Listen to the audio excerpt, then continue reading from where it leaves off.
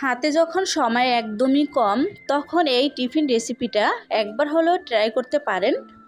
কোনো রকম মাখা বেলা বা পুর ভরার ঝামেলা নেই, এমনকি পুর তৈরি করারও ঝামেলা নেই। একটা খেলে পেট ভরে যাবে। চলুন দেখে নেই। ভীষণ সফট হেলদি একটা রেসিপি, আশা করি ভালো লাগবে আপনাদের কাছে। তো চলুন, একটা লাইক দিয়ে ভিডিওটা কন্টিনিউ করবেন, স্কিপ করবেন না। তো এখানে আমি একটা মিক্সিং বোল নিয়েছি। এখন এখানে আমি 1 কাপ ময়দা দিয়ে দিব। 1 কাপের বেশি দিব। আপনারা এখানে ময়দার সাথে সুজিটাও অ্যাড করতে পারেন। তো এখানে আমি দিয়ে দিব টেস্ট অনুযায়ী লবণ। আর এখানে আমি এখন কুসুম গরম পানি দিয়ে দিব। অবশ্যই কুসুম গরম পানিটা দেওয়ার চেষ্টা করবেন, তাহলে কিন্তু ডোটা বা একদম সুন্দর মানে সফট হবে, খেতে ভালো লাগবে। তো আর একেবারে পানি দিবেন না, অল্প অল্প করে পানি দেওয়ার চেষ্টা করবেন। তা না হলে এই ব্যাটারটা একদম পাতলা হয়ে যাবে আর পারফেক্ট হবে না নাস্তাটা। এই নাস্তাটা আপনারা বাচ্চাদের টিফিনে দিতে পারেন বা সকালে ঝটপট তৈরি করতে পারেন। সবসময় তো রুটি বানাতে ভালো লাগে না, তাই। তো এখানে আমি আরও একটু পানি দিয়ে দিব। তো পানি দিয়েও ভালো করে মিক্স করে নেব। এখানে আমি দরকার পড়লে আরও একটু পানি দেব, আমি কিন্তু একেবারে পানি দিয়ে নেই। তো এখানে আমার 1.5 কাপের একটু কম ময়দার আমি 1 কাপ পরিমাণ পানি দিয়েছি। তো পানিটা আমার পুরোটাই 1 কাপ লেগে গেছে। এখানে আমি আরেকটু পানি দিয়ে নিব। তো আমি আরেকটু পানি দিয়ে দিলাম, আর দিব না। এখন ভালো করে মিক্স করে নিতে হবে, কোনো রকম যেন লাম্পস বা দলা পাকিয়ে না থাকে ময়দাটার ভিতরে। তো এভাবেই আমি ব্যাটারটা তৈরি করে নেব, আর আপনাদেরকে দেখিয়ে দিব ব্যাটারটার ঘনত্বটা কতটুকু। খুবই হেলদি একটা নাস্তা। তো আপনাদেরকে আমি এখন দেখিয়ে দিব যে কতটা ঘনত্ব। এই যে দেখুন, দেখলেই আপনারা বুঝতে পারবেন কতটা পারফেক্ট হয়েছে। এভাবে আপনারাও তৈরি করবেন। তো এটাকে আমি এখন সাইডে রেস্টে রেখে দেব 5 থেকে 10 মিনিটের জন্য। তাহলে আমার নাস্তাটা কিন্তু আরও সফট হবে আর ভালো হবে। তো এখানে আমি 2টা ডিম ভেঙে নেব। আপনারা চাইলে একটা ডিম দিয়েও পুরো মানে 5 থেকে 6 জনের জন্য নাস্তাটা তৈরি করতে পারবেন।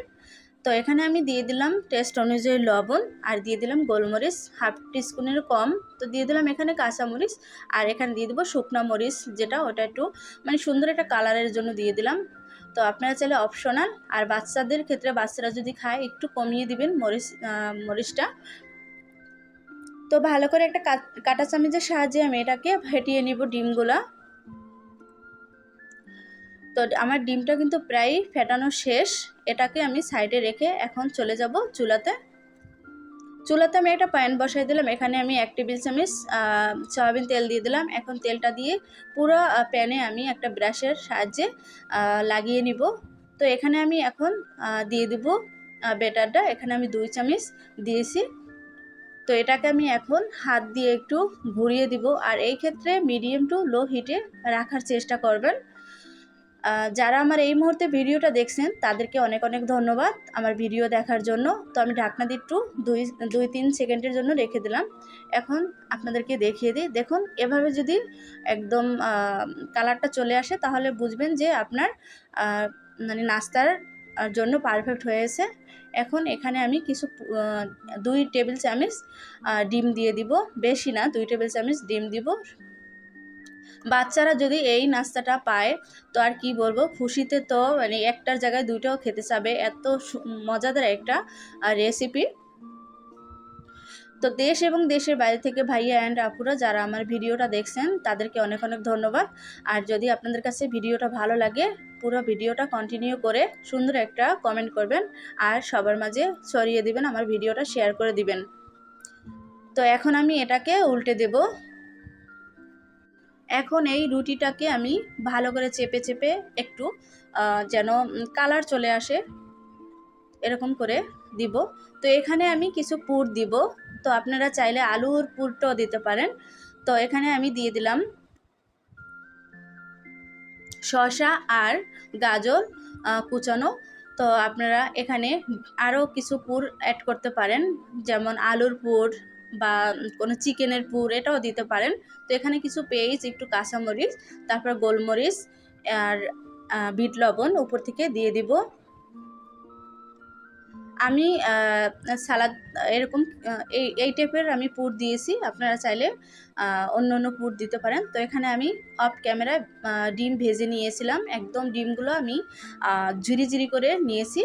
এখন ডিমও দিয়ে দিলাম, অফ ক্যামেরা দেখানি, ভিডিওটা তাহলে বড় হয়ে যাবে, আপনারা তো দেখলে বুঝতে পারতেছেন।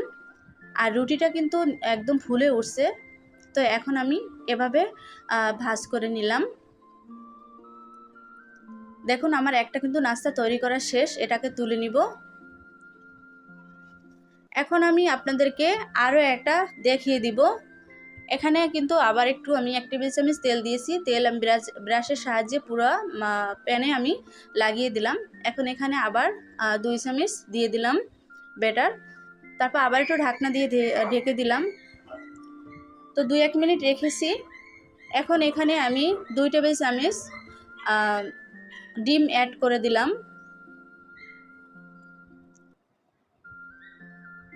তো এটা আমি আপনাদের বোঝার সুবিধার্থে যে আমি 2 রকম করে নাস্তা তৈরি করব, তাই আপনাদেরকে এটা আবার দেখিয়ে দিলাম। তো এটাকে আবার উল্টে দেব। আপনারা বাসায় এই নাস্তাটা তৈরি করবেন। নতুন বন্ধুরা যারা আমার ভিডিওটা দেখছেন এখনও সাবস্ক্রাইব করেন না, প্লিজ সাবস্ক্রাইব করে আমার চ্যানেলের পাশে থাকবেন, বেল আইকনটা প্রেস করে রাখবেন, তাহলে ভিডিও ছাড়ার সাথে সাথে আপনাদের কাছে চলে যাবে। তো এখানে আমি দিয়ে দেবো টমেটো সস। সসটা বাচ্চারা সস দিলে কিন্তু বাচ্চারা খুবই পছন্দ করে। এটা আমি ওটা আমাদের মানে বড়দের জন্য, এটা বাচ্চাদের জন্য আমি তৈরি করে দেখালাম। তো এখন আমি এভাবে ভাজ করে সবগুলা অফ ক্যামেরায় ভেজে নেব। তো দেখলেই বোঝা যায় যে টিফিন নাস্তাটা কতটা লোভনীয় আর কতটা সুন্দর হয়েছে। তো আপনারা বাসায় একবার হলেও ট্রাই করবেন, কোনো রকম ঝামেলা নেই, ঝামেলাহীন ঝটপট। বাচ্চাদের সকালে হাতে সময় থাকে না আমাদের, তখন এই নাস্তাটা বাচ্চাদের টিফিনে তৈরি করে দেওয়া যায়। তো পুরনো বন্ধুরা যারা আমার ভিডিওটা এতক্ষণ দেখছেন তাদেরকে অনেক অনেক ধন্যবাদ। এভাবেই আমার পাশে থাকবেন সব সময়। তো এটাকেও আমার একটু চেপে চেপে ভালো করে ভেজে নেব, ভেজে তুলে নেব।